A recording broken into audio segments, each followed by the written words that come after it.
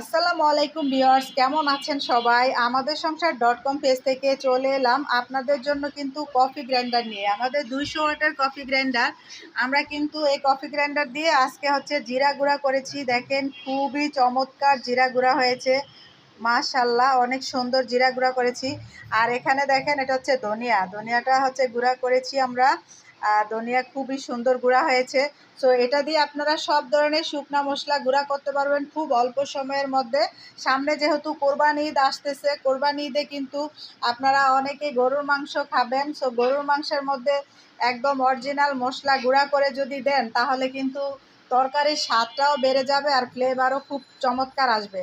তো গরুর মাংস কিমা করার জন্য কিন্তু আমাদের কিমা চপার হিউজ পরিমাণে স্টক করেছি 6 ব্লেডের।